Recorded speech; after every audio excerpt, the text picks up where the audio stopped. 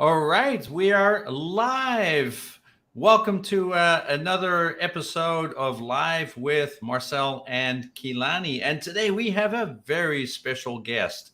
Kilani, would you like to do the introductions? For sure. Welcome back to the show, everyone. As always, let us know in the comments where you're tuning in from and let us know if you're watching live or catching the replay. Also, right off the bat, if you have any questions for Mike, if you caught our post giving a little bit of background on what today's webinar is going to be about, feel free to put your questions in the comments. This is going to be hopefully a very interactive session. Mike has a really great formula that he's going to share with us. So if you can, let us know in the comments what you're thinking, and we'll work off of you through this call as well. So just to introduce Mike, he's been in the human resources arena for over 30 years, leading all areas of HR with an emphasis on change management, organizational development, learning and development, and professional coaching. He is recognized for developing one-of-a-kind solutions that lead to individual and organizational performance. His formal background is in engineering, where he modeled and analyzed the accuracy of nuclear-tipped ballistic missile designs. In our webinar today, we're going to share a formula that helps solve a big problem. When one of our team members isn't performing well or struggling a little bit at work, the big question is, what do we do? How do we help them? And Mike has a one-of-a-kind solution to help us through that. So welcome to the show, Mike. Hi, Kilani. How are you? Thank you very much. Hi, Marcel. Hi, Mike. How are you doing? Great. Yeah. And Thanks for coming on. Sure. Just one comment. It's an expansion of an existing diagnostic. It is a one of a kind too, but it is an expansion, as you will see. So. For sure. Awesome. Thank you for the correction. We're excited to share the formula. Could you tell us and our audience a little bit about yourself? Sure. Above and beyond what you had mentioned, Kilani, I have headed up human resources in 2 different companies. The role that I'm playing now is back in the learning and development field, which is what I really enjoy doing. And I think you covered the rest of it pretty well. So thank you. Yeah. And you know, just to everybody's the audience, Mike is also a fellow Newfield ontological coach, which is an area that Kilani and I love to dabble in. So that's kind of how we ended up kind of meeting as a mutual connection in this space, and so it's always fun to speak with a peer, and somebody who applies ontology as well in their work. So wonderful to have you today. Great. And we'll jump right into the formula, because I know that's what all of our audience is waiting to hear. So we'll put that up on the screen in a second. And Mike, could you walk us through what the formula is, what it looks like, what it's made up of? Sure. First of all, regarding the formula, this is something that I have used for probably a good 25 years on and off now. And as a head of HR and as a business partner, very often I'd have people coming up to me and saying, this person doesn't get it. I don't know what to do. I'm frustrated. Fix it, or whatever. And as a leader in several organizations running departments, same things. We run into situations, all of us, anyone who's got direct reports, you will run into situations, sometimes on a regular basis, where the performance that you're getting from one of your teammates is just not what you're up to your expectations. And so what I found over time as a manager, even as an L&D person, when someone says I need training, I'm supposed to tell them what to do. It's a great way to have a conversation to figure out what the contributions are to, let's call it a gap in performance. And so this performance equation is fairly simple. It says the performance that you're actually getting relative to what your expectations are is some kind of a function. We don't know whether they're multiplying, adding, dividing. It doesn't matter. There are 3 different contributions to that. One of them is competence, another one is motivation, and the third one is the environment. And so just to talk a little bit about each one of these 3 in this formula. And by the way, many of you have probably seen performance is a function of competence and motivation. So this kind of expands out to the environment area, and then also in the performance area. So typically if somebody's not performing to your expectations, we look at that P there, which stands for the actual performance relative to the expectations. And the very first thing when I'm not getting the results that I want to get, or I'm coaching somebody else because they're not getting the results they expect, say from a direct report, is to find out how clear is it to the person what the performance expectations are, and are they in alignment with what the manager expects them to be. And I'd say probably 17 times out of 20, this is one of the contributions. As managers, and you are all managers too, or if you're not a manager, this is going to be no surprise to you, but we probably don't do a good enough job teaching managers how to play their role. And one of the big shortfalls typically is managers not being clear about expectations that they have with another person. They get kind of lazy and sloppy and expect them to read their mind. So almost always this performance delta here, there's a contribution because there is an alignment. The person thinks they're doing great and the manager thinks their performance is substandard. So that's got to be straightened out first and foremost. And then when we look at the situation for the person as well, one of the questions that we want to ask is, can they even do it? So this is your competence question. Does the person have the knowledge and even the practice and the skills, the experience to get, whatever needs to be fixed here or taken care of? And one of the signs here is if you think about the person's been able to do this well in the past. Let's say that was the situation, and all of a sudden they're not doing it so well. That may not be a competence issue. It could be something else that's going on with the person, unless something changed about how to do the job. So that second area is motivation. And this answers the question, does the person want to do it? Or do they think it's even valuable to do it? So this is really more about, is the person lacking initiative? They're not enthusiastic about this. To what extent do they want a challenge? And what about their mindset? What are the stories in their head that they have about what it is they're supposed to be doing? They're pretty unhelpful and negative stories. So while competence is typically handled through some training and practice, the motivation, as Marcel was talking about earlier, very often you switch into the coaching mode. And so here you're really trying to figure out what's going on for the person. Is there something that's changed recently? A lot of times the person just doesn't see the value in it whatsoever. And if they're not seeing the value, they're not particularly motivated to do it. They feel like it's a waste of time. And this last area, the E for the environment, I have on here, does management encourage them to do it? And another way that I cynically like to put it at times is, will they let you do what they want you to do? Right. Very often your manager or others expect you to do certain things. And then when you look at the manager's behavior, it really undermines that. A person may be sending emails with questions and the manager's not responding, or it could be the reverse of micromanaging that really takes the wind out of people's sails. Sometimes that's what's going on. So you really need to also look at what's happening in the environment. I think a good example of this is when COVID hit and office closures started occurring all over the world and people suddenly had to work from home. That's a big shift in the environment, and that's why we saw it in the beginning, at least, it hitting some of the performance. So that's kind of a high level overview of that. And Kilani, what comments, thoughts do you have on this, or anyone else? If you can just put in the chat, see what kind of questions are coming up with this. Then we'll take on some examples. Yeah, for sure. What needs clarification here?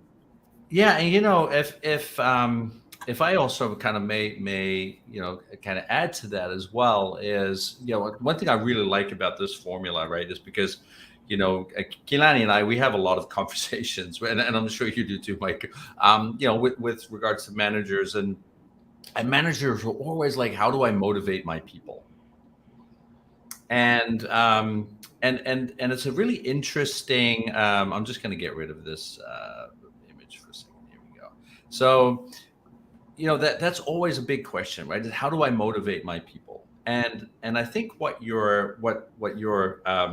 this image really shows really nicely is that very often people don't need motivating, right? It's more about what's making them demotivated, right? So what in the system is preventing them from feeling motivated? And it's either a misalignment with regards to kind of understanding what the expectations are and what kind of work they want to do, but for a large part it's the environment too, right? It's not necessarily because everybody at work generally, right, they're competent people. You're not going to hire incompetent people, and so generally speaking, it's not necessarily a matter of competence that's preventing a person from feeling motivated, but in all likelihood, it's either going to be a misalignment of the performance expectations, or it's going to be something in the environment, and this is what I see a lot in organizations is leadership might say one thing, right, with regards to the values that they have, and we put our people first, and we don't want you overworking, and we value work-life balance, and we do all of these kind of things. And then you have the manager who's like sending emails at 1:00 in the morning, kind of expecting a reply by 7 a.m. And so there's this mixed match of messaging, which then creates an environment of that is way less stable, right, with regards, it's way less coherent with what the organizational values might be, and all of these kind of things, because it's the behaviors of the collective, not necessarily just the manager, but just and that's the environment, right, is the behaviors of the collective that creates that that sense of safety, and that sense of kind of well-being, and belonging, and and all of those kind of things. And for a large part, that's where people have a tendency to not look, right? That tends to be a blind spot that I see a lot, is that where there's very, very rarely do I hear a question from a leader kind of saying, hey, what do we need to do about our environment that's going to help our people be more excited and motivated and engaged, and and all of those kind of things. So I love that formula. I think it's a great way of breaking it down for ourselves, right? Kind of like in terms of being able to say, hey, if I think my people aren't kind of performing in the way that I would love to do, where might I be looking, right, with regards to how I can help them, and so that becomes a very nice kind of way of diagnosing that and seeing that. So thanks for sharing that. That's fantastic. Yeah.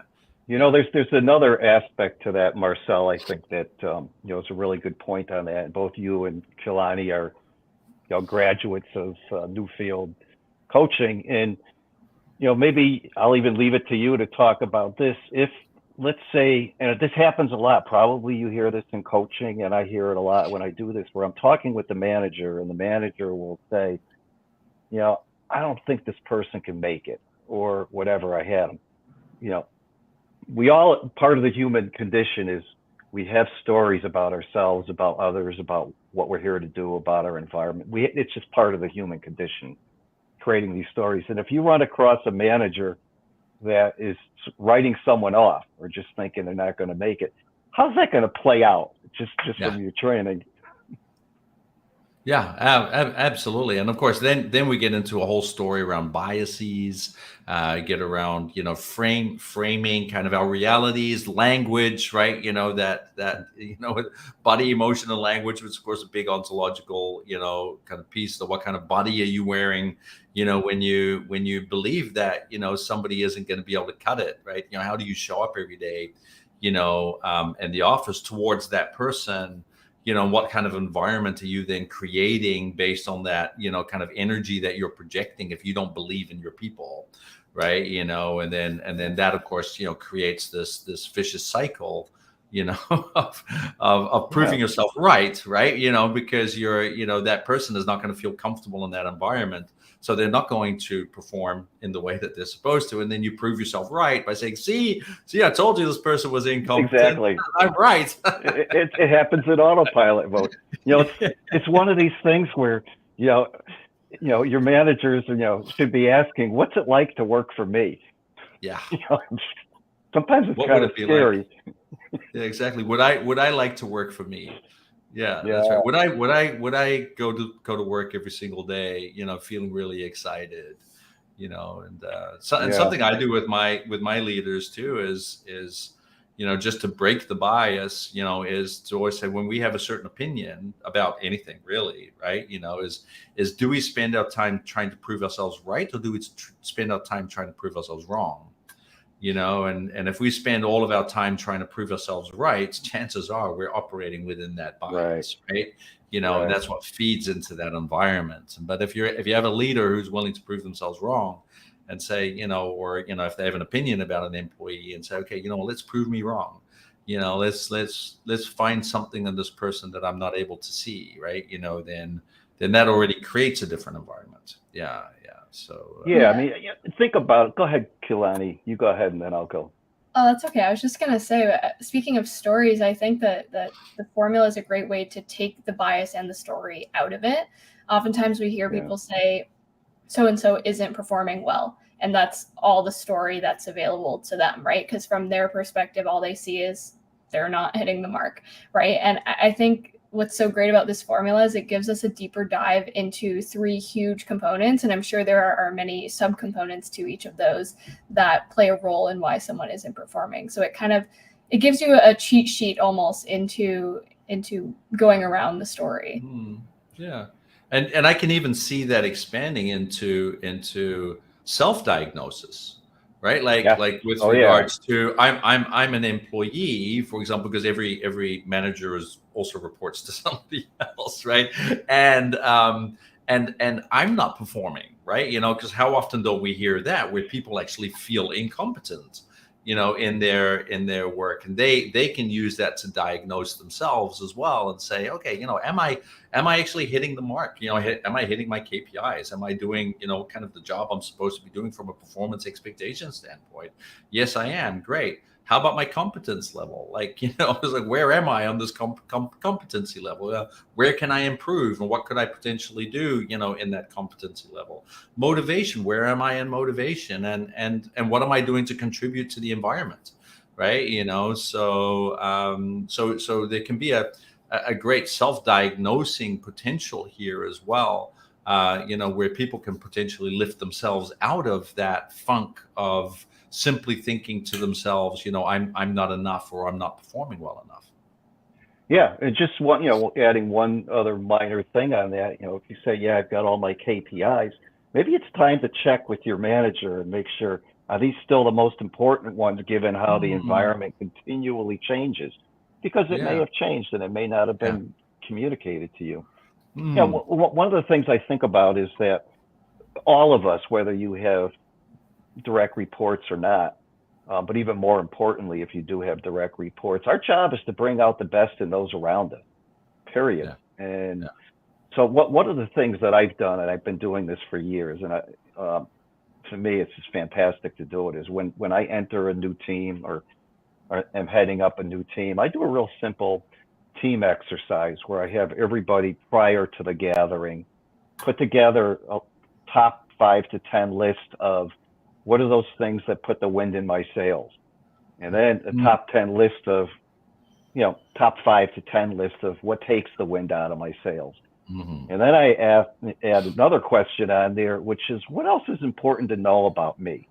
And then the last one is, what is the support that's the most important for me to receive from my manager? All right. And I gather them all in a group, including whoever my manager is. And we take one person at a time, and we just walk through them and we discuss them. I save them, and I have them like right on my desk. And so what I just focus on is, making sure that I have behaviors every day that puts wind in their sails, And I avoid those things that take the wind out of their sails. Or sometimes, you have to have difficult conversations, but knowing what their sort of sensitive points are can help navigate through that. Yeah, exactly. And that's something that, that I talk a lot with my leaders about, and it's one of the, kind of major leadership paradoxes, right? Is the ability of a leader to be both supportive and challenging at the same time. Oh yeah. Right. Yeah. And that's such a difficult balance for a lot of people. Like a lot of people, they think that being challenging is about challenging people on their performance, on without maybe necessarily having a clear communication of what the expectations really are, and kind of what degree of expectations, and all of those kind of things. And so a way that I like to frame this is, with regards to support and balance, is that you support people with the benefit of the business, but you challenge people with the benefit of them, right? So in a way, it's you don't challenge people based on their performance outcomes. You challenge people based on kind of like their potential, right? It's kind of being that cheerleader and challenging them in a way, just like what a coach would do, right? Kind of say, hey, can you, is there room for growth here? Is there something that you can do simply because you can do it, right? Or simply because it's going to make you feel more satisfied. It's going to blow wind in your sails, right? So we almost want to challenge people in a way that gets them excited about every single day of coming to work, and everybody likes to feel like they are the best version of themselves, right? And actually people enjoy being challenged to be the best version of themselves, as long as there's an environment that supports that, right? And so that's where that kind of support piece comes in, is if you then are able to create the resources, and you create the opportunity, and you're being able to kind of like set people up for success that way, then you create this beautiful balance of growth, right? Where they can operate. And very often, that's where managers, in my opinion, they flip that up the other way around. They think that they have to support the people, in a way that supports their people, and challenge people in the way that supports the business. And when we do that, that actually creates disengagement, because people don't feel like the conversations are really there to help them, right? It's really around the conversations going to just strictly help the business.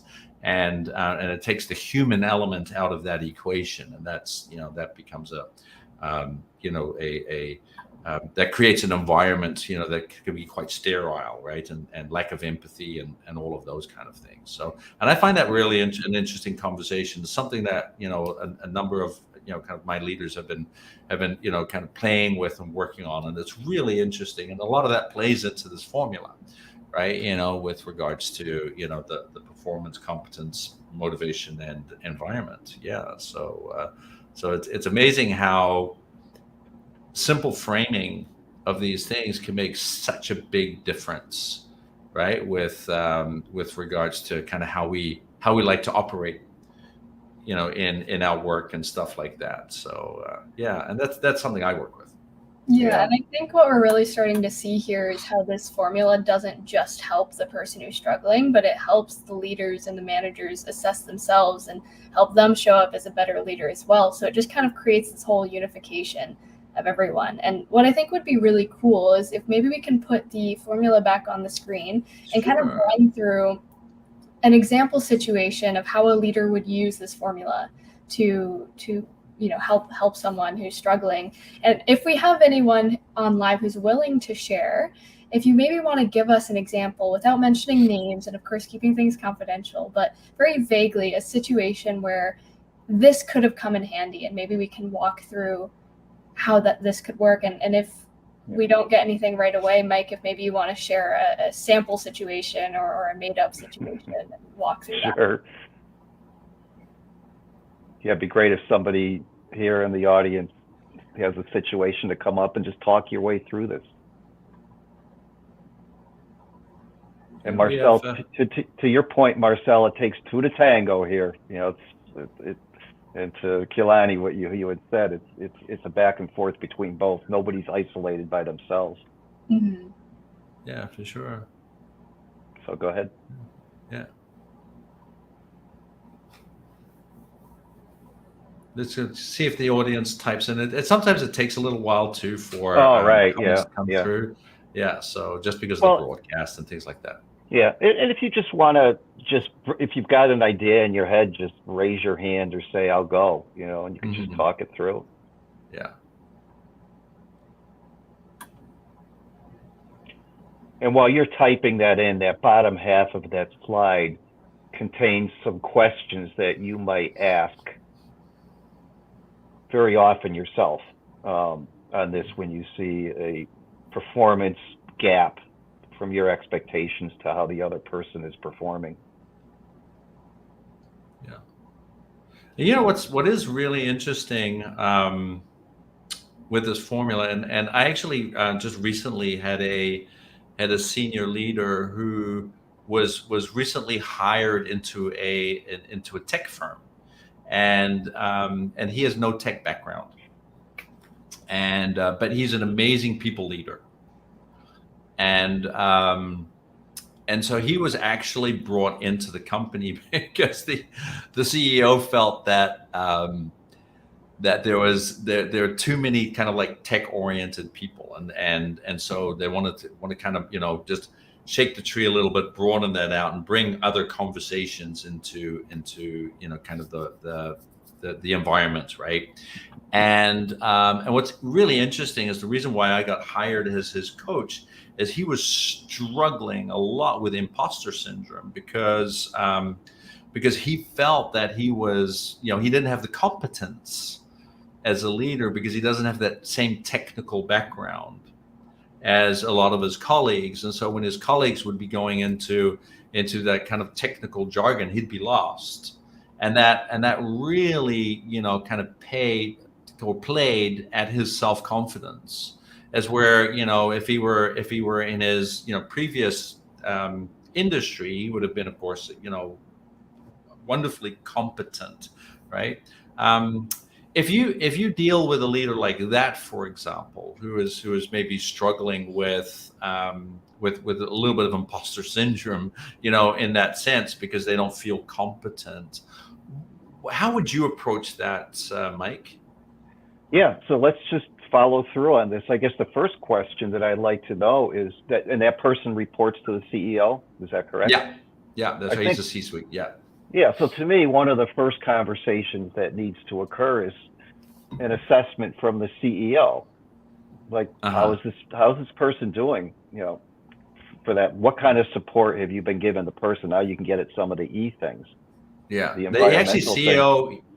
CEO actually loves having him around, and so he actually gets a lot of positive reinforcement, and From he the asks CEO, because he's right? and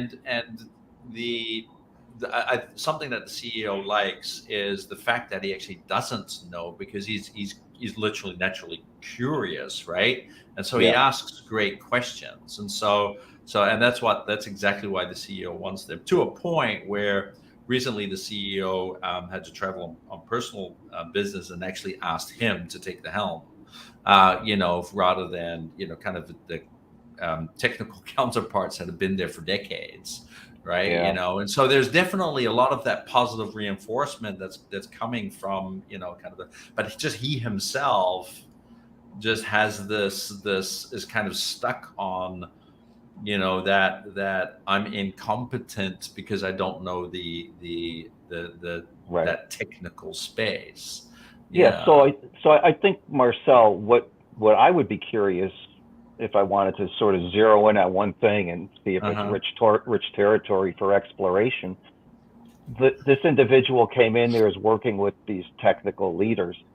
To what extent do the technical leaders, how do they view this person? Do they view him as the special golden child from the CEO, or what could be going on there too? Yeah, exactly. I mean, there are definitely, I mean, there's definitely, at his peer level, right? He is accepted, but I don't think the environment is as warm as the environment that's trying to be created by the CEO, right? So there are many Right. instances where when he is only with his peers, and the CEO is not present, that he's reminded of not having that technical background, Yeah. right? Yeah. Yeah. So then in the motivation area, it'd be a conversation, I think, with this person about, you were hired here to add certain value. Let's Uh, explore those areas. In a way, that person was there to do what his or her peers were not able to do for themselves. yeah. That's the gap that the CEO is expecting to be filled. So, on the Yeah. motivation front, it's like, what are those skills or competence this person already has that he's expected to use? Yeah. Because he may be focusing on trying to prove himself technically or whatever, and that's not his role. So I'd want Yeah. to like Exactly. challenge that too. Did any of that come Yeah. out? Well, yeah, but actually, what we ended up doing was quite interesting. You say that is we ended up reframing competences. Mm, So because his competence isn't in the technicals, he's not hired to be competent in the technical space. He's been hired right. to be competent in the people space, and so for him, it was about even though he's in an environment where he's constantly, that people are trying to remind him that he's incompetent in a technical space. He has to remind himself that he's been, put in an environment because he's competent as a people leader, Right. and so constantly holding on to that reaffirmation, right, of that's why he's there, and being able to just kind of feel that satisfaction of knowing that that's his role, is to be a people leader. And so when he then fully embraced, kind of like, but it's okay that I'm incompetent in the technical space, because I'm supposed to be very competent in the people space. That's my job here, and that's what I'm really going to focus on, and kind of step into. And so the moment he fully embodied being that leader, it changed everything for him. Yeah, and that allowed him to just feel a lot more relaxed and comfortable, even though he was in an environment that may be judging him sometimes, right? Kind of on his lack of technical expertise.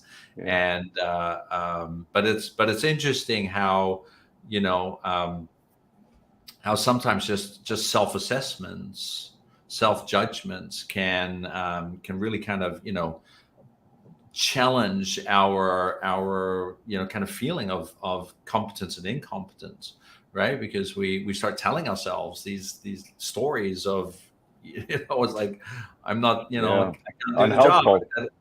Yeah, and then how Unhelpful stories. that's right, and how detrimental those stories then become to our own performance, right? Because if he had allowed himself to continue going down that spiral, it would definitely have affected his performance. Where at some point in time, he would have had a conversation with the CEO, right? Where the CEO was going to say, "Hey, you're not meeting expectations," and Yeah. Yeah. and it is really, really interesting, and I love how that all comes together. I've never used this formula before, Mike, but I promise you, I am It works. definitely going to use this in my coaching. It's a great framework to be able to break things down with regards to kind of like where number one, a person is at, but also number two is, where is the relationship at, with regards to kind of the leaders and the rest of the people. Yeah. So So the wonderful. other thing, Marcel, on this is, what is this person's key performance indicators? Are they technical key Uh-huh. indicators, or are they shaped to be people related, extent of buy-in, or, other types of KPIs that would get that, it would point Yeah, that person in the right direction. that's right. So Yeah, that's another exactly. area of discussion, right? Yeah, exactly. And It, and it's that's a, and it's it's almost like, amazing. Yeah. yeah, I was gonna say, it's amazing how often these things get substantially resolved just through the P. Just, yeah, relooking at what you expect them to do, making sure it's clear what they're there to do, You know, you can even set milestones or whatever. But I just I've had more times as a HR business partner where once we got that part squared away, they didn't need me anymore. Yeah. You know, it got fixed.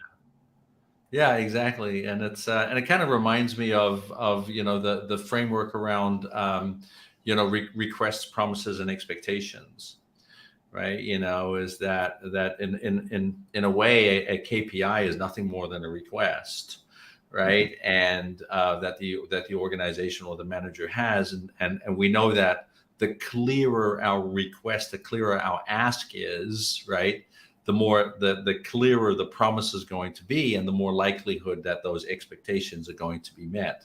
And the less clear the ask is, the request is, the less clear the promise is going to be, and hence therefore the lower the chance is going to be that expectations are going to be met, right? You know, and so it all boils down to that conversation, right? Of like how are we framing that request of those KPIs? How clear are they, and how clear is the promise, you know, that the receiver of that request, you know, is coming back with, in terms of saying, all right, this is what I can do, and this is how I'm going to meet expectations, and simply have that agreement and be able to move forward, right? You know, and so that fits beautifully into that performance conversation. Yeah. So yeah, and you know, another area too, when you're talking about KPIs, I'm not a fan of them unless you're maybe expanding their definition. But to me,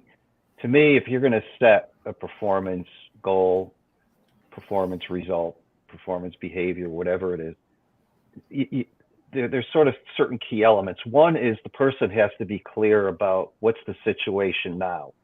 And, you know, what, is it an opportunity or a challenge? But it needs to be changed. It could be because of an opportunity or a threat or whatever. But where are we at now?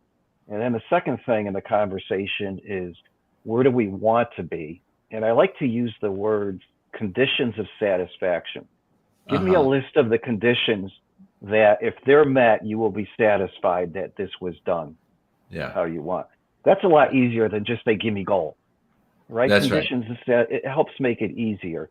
And then there also ought to be sort of boundaries.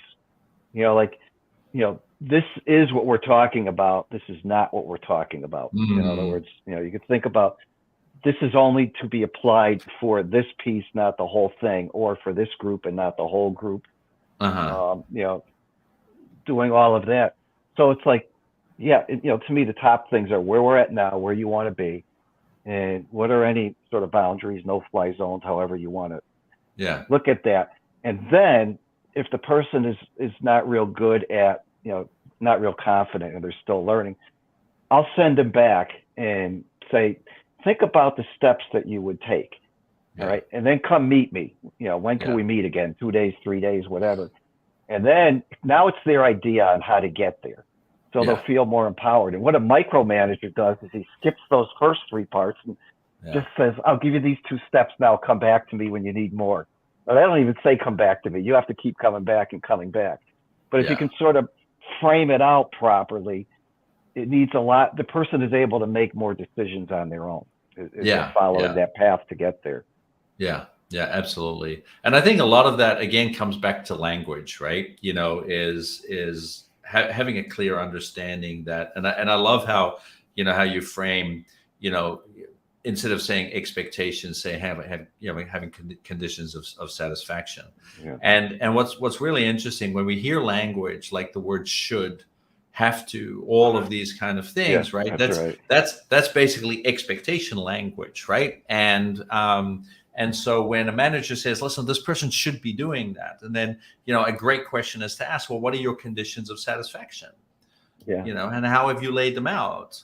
You know, and they're like, well, it's like, wait, what? I have to lay that out? Well, then you get back to that reading your mind type thing, right? You know, and that happens so often, isn't it? It's like we hear that language. This person. Whenever I hear would, should, could, you know, any of those, it's like, okay, if you say they should know better, all right, have you had that conversation with them as an expectation? Nope. That's right. All right. Exactly. So where is the benchmark? Do you expect them to read your mind? What's going on here? I know. And of course, you Where's do it that in a, tangible? you Yeah. do that in a very tactful way, right? I mean, you're just Yeah. asking questions, Yeah. but curious questions, because you can't. Yeah. I mean, you have to assume positive intent in all these types of conversations, Absolutely. and just Yeah. sort of explore. This formula is great for helping you search around till you find rich territory for exploration, and usually it's in almost always in more than one area. There sometimes it's in Absolutely. all four of those areas. Yeah, it's a holistic process, isn't it? To because Yeah. I can, where would you put resilience in that formula? Yeah. So tell me a little more about that. As I just Well, worked. yeah, I mean, because Yeah. I mean, there's of course mental well-being. There's Okay. which is a big topic these days, and of course the ability to bounce back from Yeah. setbacks and all of that kind of stuff. Like that might be a question I can expect maybe some managers asking. So where would resilience fall into that Yeah. equation? Well, I actually do a workshop on resilience, and there like different facets to that. One of them is the language that's being used, and I like to distinguish something that is a fact that can be proven right or wrong versus something that's a story the person invented in their head, and then they assumed it was true, and he should know better. Yeah. That's a story you invented in your head. You can't prove it right or wrong, really. Yeah. Something like that. So that's one element of it. Another one's around moods and emotions. When somebody's in any kind of a mood, you have a story about it, and then you're predisposed towards certain actions. So it's like pay attention to your moods. And a good classic example of that is anger. The language around anger is, you did me wrong, all right, and I am going to punish either, and usually it's three different areas. Either I'm going to punish you, or I'm going to punish myself, or I'm going to punish the next person I run across, whatever. And we've all experienced all of those. So being aware of moods and emotions and your predispositions, that's another one. Another one around resilience, I am a total fan of, and thank God it's not seen as woo-woo anymore, but just some type of centering exercises. I do almost every day. I do breathing exercises. I only do it for 5 minutes.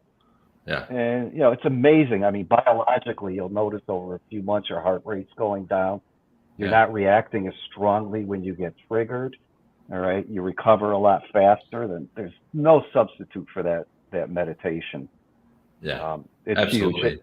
And then the third area, or the fourth area I get into, is this whole idea of the flow of conversation, the push, pull, move away. If somebody's really pushing and they want to be heard, let them be heard. Yeah. Keep pulling. When they're pushing, you pull. Eventually, you'll get to a point where you'll say, I think what I heard you say was blank, blank, and blank. Yeah. Is there anything else? And then when they say nope, then you say, may I share my perspective? In other words, can I push now? Yeah. You don't have to go first. In fact, it's better if you don't go first usually, because usually you make an ass out of yourself, right? Yeah, exactly. Because you made some assumptions that were. That's right. And making an ass of you and me, right? Yeah.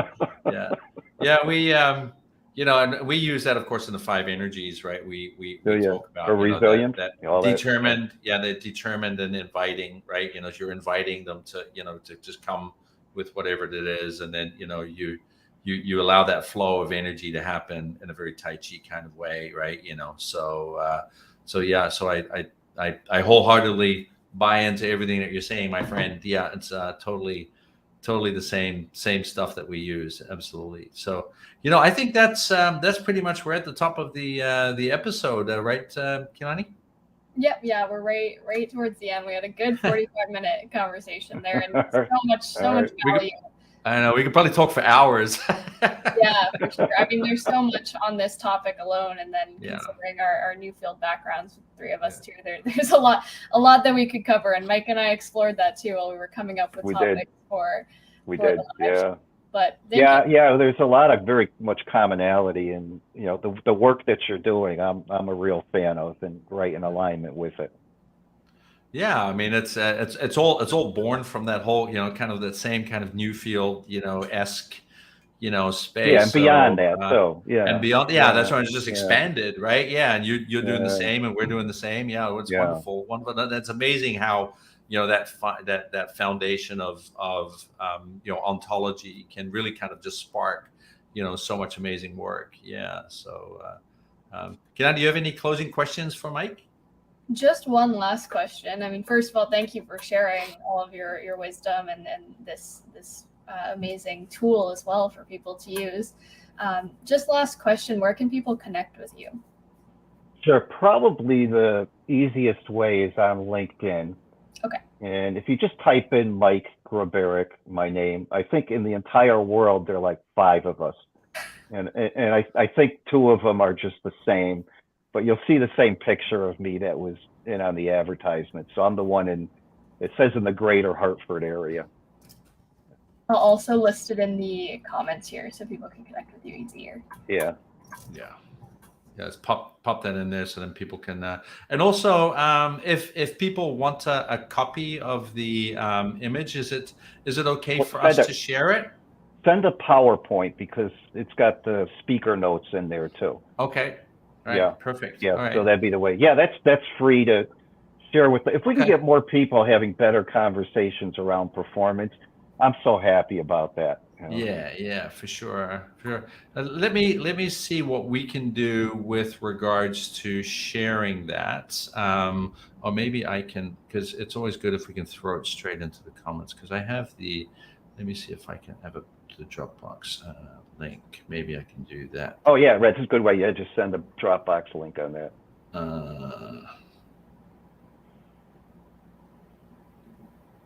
me just check. Or if the other option is just shoot me a message on LinkedIn too. I'll send you the materials too for anyone who's not able to get them. But are you able to do this after and send it to everybody, or you have to? Yeah, I'm actually going to, because it's sometimes it's good to actually throw it in the live broadcast. Yeah, because then it ends up on. I'm actually just going to. Here's the link. PowerPoint.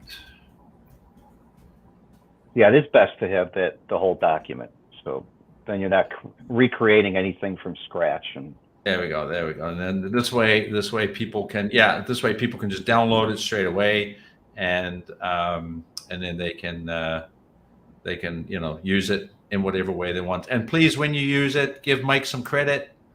So it's always good to play it forward. I know I'm using it. And I'll make sure that give you enough credit with doing that too. So so once again, Mike, thank you so much for joining us today and all your wisdom. And I hope to get you on the show again one time. In the future, you have so much to share. So tons and tons of topics that we can talk about. Would love to. Thank you very much for the opportunity. Yeah, you're welcome. Yeah. All right. Well, in that case. We're going to sign off. Kilani, you have any final comments? No, that's all from me as well. Thank you, everyone, for watching. Great.